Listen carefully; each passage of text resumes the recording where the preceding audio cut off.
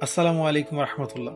প্রিয় বন্ধুরা, কুরবানি এটি একটি আধ্যাত্মিক, ঐশ্বর্যপূর্ণ, আল্লাহর প্রতি মহান ভালোবাসার অন্যতম বহিঃপ্রকাশ, যেটি শুরু হয়েছিল আমাদের মুসলিম জাতির পিতা হজরত ইব্রাহিম আলাইসাল্লাম ও তার প্রিয় পুত্র হজরত ইসমাইল আলাইসাল্লামের কোরবানির সেই মহাজাগতিক ঘটনার মধ্য দিয়ে।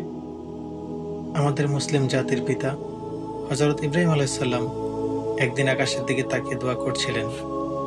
তিনি হজরত ইব্রাহিম আলাইসাল্লাম ছিলেন আল্লাহর খুবই প্রিয় নবী।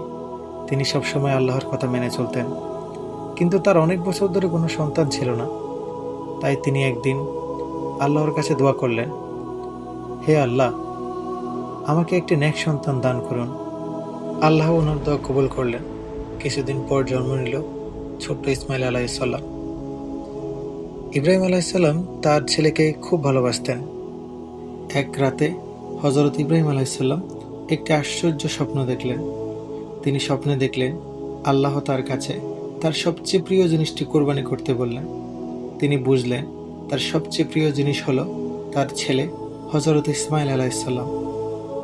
এটি ছিল খুবই কঠিন পরীক্ষা, কিন্তু ইব্রাহিম আলাইসাল্লাম আল্লাহকে সবচেয়ে বেশি ভালোবাসতেন।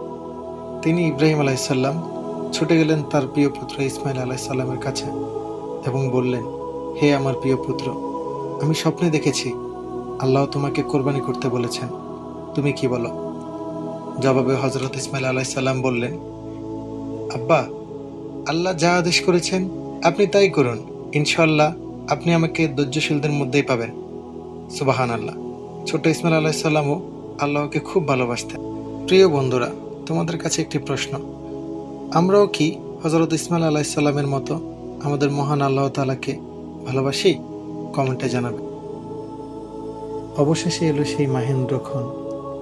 হজরত ইব্রাহিম আলাইসাল্লাম তার প্রিয় পুত্র হজরত ইসমাইল আলাইসাল্লামকে নিয়ে আল্লাহর আদেশ পালনের উদ্দেশ্যে চলে গেলেন দূর মরুভূমিতে।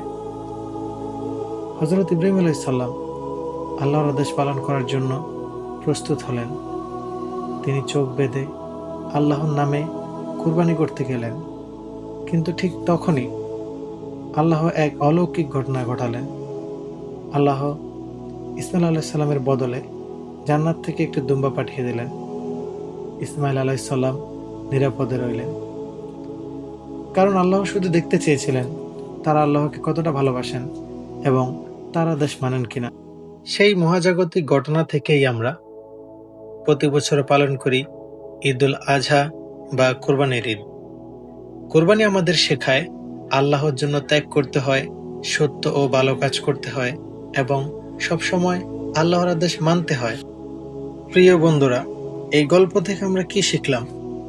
আল্লাহকে সবসময় ভালোবাসতে হবে, বাবা মায়ের কথা মানতে হবে, ধৈর্য ও বিশ্বাস রাখতে হবে, আল্লাহর আদেশ মেনে চলতে হবে। যারা আল্লাহর উপর ভরসা রাখেন, আল্লাহ তাদের কখনো একা রাখেন না। আর বন্ধুরা, এমন সব ইসলামিক শিক্ষণীয় ভিডিও পেতে লিটল উম্মাহ টিভি বাংলাকে সাবস্ক্রাইব করতে ভুলবে না। জাযাকাল্লাহু খাইরান।